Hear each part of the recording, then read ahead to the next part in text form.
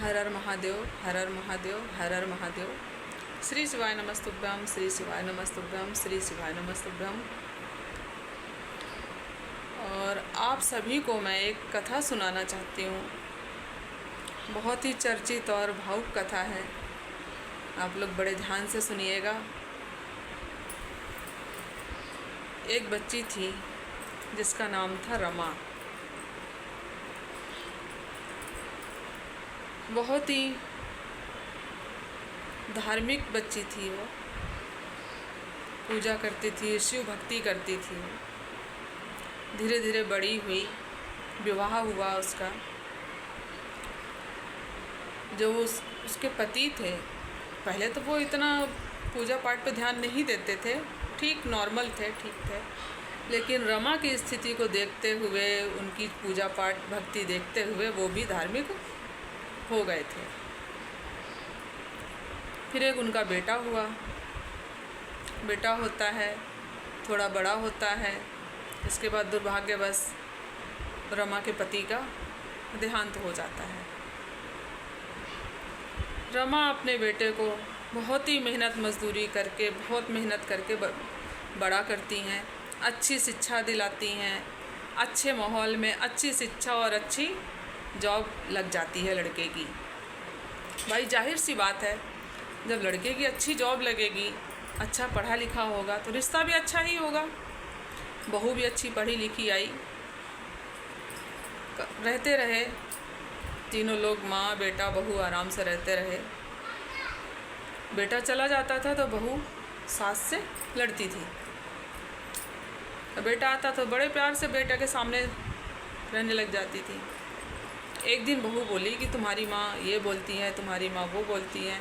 बेटा सुन सुन के परेशान हो गया। भाई ठीक है, चलने दो, जैसा चल रहा है ठीक है, चलने दो, कोई बात नहीं। एक दिन आया बेटा शाम को, बहू बोली भाई ऐसा है, बहुत हो गया, बस या तो तुम रहोगे, सॉरी माफ़ कीजिएगा, या तो मैं रहूँगी या तो तुम्हारी माँ रहेगी। अच्छा भाई, नौबत यहाँ तक पहुँच गई। लड़के ने सोचा चलो कोई बात नहीं। माँ ये सुन रही थी, लड़के की माता जो है वो सुन रही थी। बहू बोली अब इनको भाई वृद्धाश्रम में छोड़ के आओ, भाई मैं तो इनके साथ नहीं रह सकती। ठीक है, तो तुम जैसा कह रही हो। बेटा बोला ठीक है, कोई बात नहीं, विचार करते हैं इस विषय पे। माँ ने सुन लिया ये बात। जो रमा के पति की तस्वीर टंगी हुई थी रूम में, वहाँ गई। वहाँ शिव जी के भी दर्शन कर रही हैं और अपने पति से बोल रही हैं, देखो जी, सुन रहे हो, अपना बेटा जवान हो गया है, बड़ा हो गया बेटा अपना, बहुत समझदार हो गया है। आज मैं अब इस घर में रहने के लायक नहीं हूँ। वो दोनों विचार बना रहे हैं कि माँ को वृद्धाश्रम छोड़ के आ जाओ। तो पति की तस्वीर से आवाज़ आती है, वृद्धाश्रम में आप नहीं जाना। वो गांव में जो हम लोगों ने कुटिया बनाई थी ना, जहाँ से अपने जीवन की शुरुआत की थी, वहाँ तुम रह लेना जाके, लेकिन वृद्धाश्रम में नहीं जाना। ठीक है। और ये तस्वीर से जो बात कर रहे थे, उन्होंने बोला, जो तस्वीर से आवाज़ आ रही थी, बोली ये तुम्हारे जो है शिव भक्ति का प्रभाव है, जो हम बोल सकते हैं और तुम सुन सकती हो मेरी आवाज़ को। ये तुम्हारी भक्ति का परिणाम है। तो बोले कि अच्छा एक बार मांग सकती हो, क्या मांगना है तुम बताओ। एक ही बार मांगना, और जो अलमारी रखी हुई है उसके कपाट खोलना और एक ही बार मांगना, तुम्हें जो भी मांगना हो। ठीक है। उन्होंने बोला कि मुझे बहुत सारा पैसा दे दो। ठीक, अलमारी पूरी भर गई।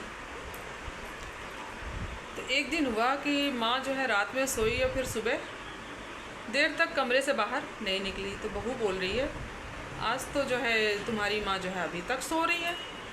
तो देखते हैं सो रही हैं, क्या कर रही हैं। तो देखा जाके धीरे से, तो माँ जो है नोट गिन रही थी। अब वो धीरे उल्टे पाँव वापस आई, लड़के को बोलती, देखो भाई तुम्हारी माँ ने इतना पैसा छुपा के रखा है, हम कई जन्मों तक इतना पैसा नहीं कमा पाएंगे। अच्छा चलो कोई बात नहीं, हम माँ को भेजने जाएंगे वृद्धाश्रम में, तो वहीं उनसे हम धीरे से बैग ले लेंगे बहाने से। अच्छा, बहू शांत हो गई, ठीक है। अब जो है इतना कह के बेटा बाज़ार जाता है।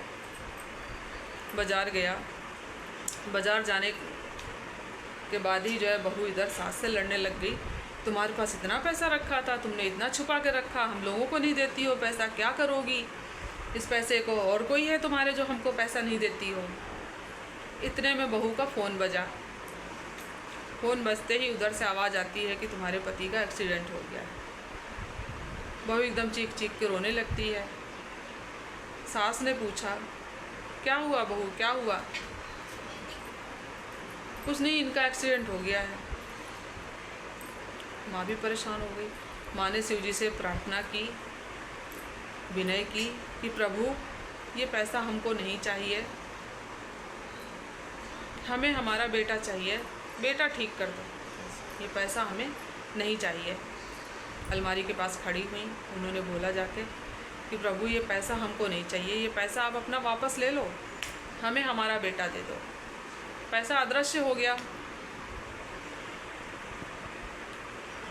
पैसा अदृश्य हो गया। उसके बाद जो है अम्मा और बहू दोनों हॉस्पिटल जाती हैं। डॉक्टर ने बोला आई एम सॉरी। ये कंडीशन थी लड़के की, डॉक्टर को बोलना पड़ा आई एम सॉरी, हम कुछ नहीं कर सकते। बहू रोने लग गई। माँ शिव चरणों का जो है जल लेके गई थी।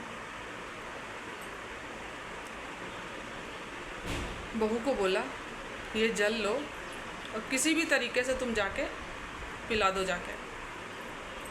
जैसे ही जल पिलाया, डॉक्टर बोले ये कैसा चमत्कार भाई, कुछ भी नहीं था, हमारे बस की तो बात नहीं थी, ये अचानक ही चमत्कार कैसे हुआ? और वो जल दिया बहू को, बेटे को पिलाया जाके। बहू ने मतलब अपने पति को पिलाया, माँ ने दिया बेटे के लिए, वो जल पिलाया जाके। और इधर माँ जो है शिव मंत्र का जाप करने लगी।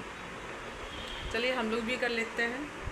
नमः शिवाय शिव नमः शिवाय, नमः शिवाय शिव नमः शिवाय, नमः शिवाय शिव नमः शिवाय, नमः शिवाय शिव नमः शिवाय, नमः शिवाय शिव नमः शिवाय। बेटा ठीक हो जाता है। कुछ दिनों बाद घर आता है बेटा।